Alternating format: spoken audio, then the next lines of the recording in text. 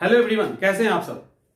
एक गैप हो गया है दो वीडियोस के बीच में, बट अब कोशिश करेंगे कि कम हो। ध्यान से समझिए, ये वीडियो बहुत ही इंपॉर्टेंट है उनके लिए जो मेंस का आंसर राइटिंग करना चाहते हैं। मेंस के आंसर राइटिंग में कंटेंट का जितना बड़ा रोल होता है उतना ही बड़ा रोल प्रेजेंटेशन का होता है। आपके आंसर में डाइवर्सिटी कितनी आती है ये भी मायने रखता है, और उसी क्वेश्चन को आप किस तरह से लिखते हैं। अभी एक सवाल आएगा आपके सामने, उसको 99% लोग एक ही तरह के फॉर्मेट पे लिखेंगे, 1% लोग या उससे कम ही होंगे जो उसका फॉर्मेट अलग करेंगे।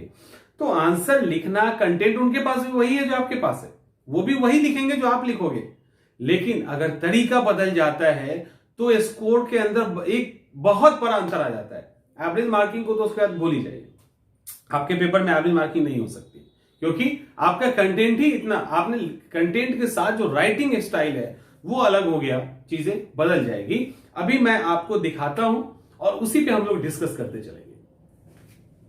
जैसे देखिए, एक सवाल है संविधान संशोधन से रिलेटेड। अगर आपसे सवाल ये पूछा जाए कि कॉन्स्टिट्यूशनल अमेंडमेंट का की जो प्रोसेस है, जो प्रक्रिया है, उसका उल्लेख करें, सामान्यतः होगा क्या। मैं 2-3 लाइन पहले पढ़ लेता हूं, फिर आपको बताता हूं। यहां पे क्या लिखा हुआ है, इंट्रोडक्शन कैसे है कि किसी भी देश का कोई भी संविधान सर्वकालिक प्रकृति का नहीं हो सकता, यानी हमेशा का नहीं हो सकता, उसमें समय समय पे परिवर्तन करने की आवश्यकता होती है। इसीलिए भारत के संविधान निर्माता ने भी भारतीय संविधान में संशोधन के प्रावधान को शामिल किया है। भारतीय संविधान के संशोधन प्रक्रिया ना ही ब्रिटेन की संविधान की तरह लचीली है और ना ही अमेरिका की संविधान की तरह कठोर है। भारतीय संविधान निर्माता ने संविधान के कुछ अनुच्छेदों के लिए साधारण बहुमत और कुछ प्रावधानों के लिए विशेष बहुमत या आधे राज्यों का समर्थन, दोनों का प्रावधान रखा है। अब ये क्वेश्चन का पूरा आंसर नहीं है, आपको एक फॉर्मेटिंग में समझा रहा हूं। अब संविधान संशोधन का जो प्रोसेस है, किस तरह से इसको किसी भी हाउस में प्रेजेंट किया जा सकता है, अलग अलग विधेयक पारित होता है, ज्वाइंट सेशन की बात नहीं है, कोई भी इसको ला सकता है, ये सारी चीजें यहां पे दी गई है। यहां पे इंपॉर्टेंट है, ये इंपॉर्टेंस रखता है।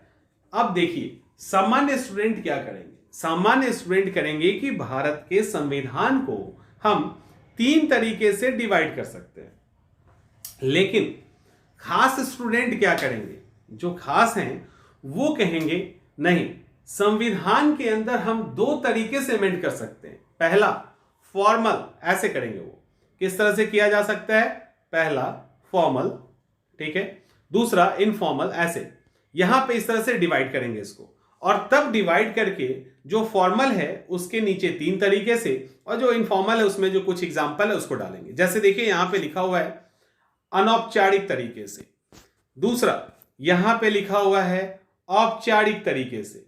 अब आपके आंसर में कितना अंतर आ जाएगा, आप सोच लो कि क्या आप इस तरह से इस पैटर्न पे आंसर लिख रहे हैं। अब अनौपचारिक संशोधन जो किया जाएगा, इस प्रकार के संविधान संशोधन अधिकांश सर्वोच्च न्यायालय या उच्च न्यायालय के द्वारा दिए गए संविधान की व्याख्या से होता है। जैसे अनुच्छेद 21 के अंतर्गत जीविकोपार्जन, लिवलीहुड की जो बात है, तो लाइवलीहुड जो है वो फंडामेंटल राइट के अंदर नहीं है, इन्होंने एक्सप्लेन किया और आ गया। एक क्या है, अनौपचारिक संशोधन है। कई बार उच्च न्यायालय, उच्चतम न्यायालय के द्वारा व्याख्या को प्रमाणिक माना जाता है, जो मूल संविधान में नहीं हो तब भी हम उसको एक्सेप्ट कर लेते हैं।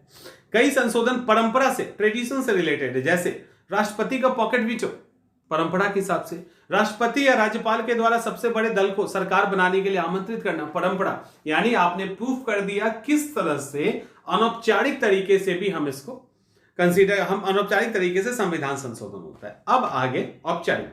अब यहां पे आप 3 तरीके से जो लिखना है वो आप लिख सकते हैं, लेकिन जो नॉर्मली अधिकांश स्टूडेंट यहीं से स्टार्ट करते, औपचारिक, अनौपचारिक, फॉर्मल, इनफॉर्मल तो लिखते ही नहीं, यहीं से स्टार्ट करते। लेकिन अगर वो आपने लिख दिया तो आपके आंसर की ब्यूटी के साथ, कंटेंट के साथ, उनका आपका अप्रोच भी समझ में आने लगेगा कि कितना अंतर है।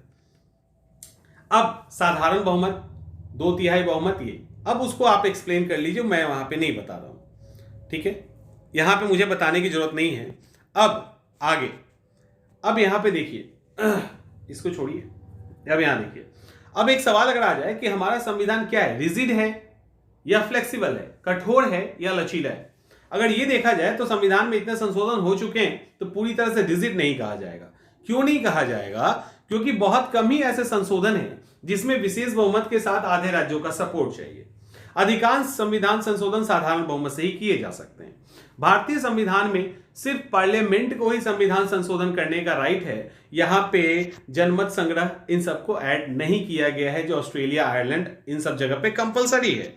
संविधान संशोधन प्रक्रिया बहुत ही सरल है। राष्ट्रपति को वीटो तक का राइट नहीं दिया गया है।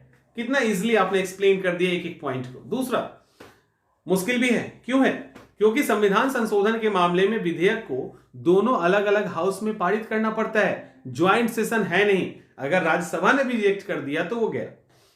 संविधान के कई सारे इंपॉर्टेंट हिस्से हैं जहां पे आधे राज्यों का सपोर्ट आवश्यक है, और इसके बाद आप कंक्लूड कर देंगे। तो जो मैं समझाना चाह रहा हूं, ये यहां पे समझाना ये चाह रहे हैं कि किस तरह से संविधान को दो तरीके से संशोधित किया जा सकता है, फॉर्मल, इनफॉर्मल। उसके प्रोसेस को आपने एक्सप्लेन कर दिया, लेकिन कंटेंट के साथ आपने जैसे इसके अंदर डाइवर्सिटी लाई, आपने इसका प्रेजेंटेशन ठीक किया, आपके नंबर नहीं बढ़ेंगे, ऐसा हो ही नहीं सकता। बड़ा सा सिंपल सा सवाल है, सिंपल सवाल है, जवाब भी सिंपल तरीके से दे देंगे तो एवरेज मार्किंग आएगा। लेकिन इसी को अगर आप अलग तरीके से देंगे तो नंबर नहीं कटेगा, इवन ज्यादा नंबर मिलेगा, क्योंकि कंटेंट पे भी आपकी पकड़ है और आपने इसका प्रेजेंटेशन भी सुधार दिया है।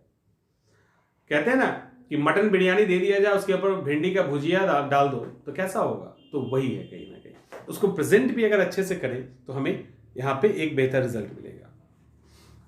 तो होपफुली आप समझ गए होंगे, और इसी तरह से अपने आंसर पे आप प्रैक्टिस कीजिए। ध्यान ये रखिएगा कि आंसर में इंट्रोडक्शन हो, आंसर में एक बेहतर बॉडी, इसी तरह से स्ट्रक्चर, जो बीच का भाग है स्ट्रक्चर हो, अच्छे से उसको प्रेजेंट कीजिए, एक फ्लो चार्ट इस तरह से इसमें ऐड कीजिए, और फाइनली कंक्लूड कर दीजिए, कंक्लूजन दे दीजिए, और हो गया। इतना ही काफी है। और उसके बाद देखिए कैसे नंबर नहीं मिलता है। नंबर नहीं मिलेगा ये नहीं हो सकता।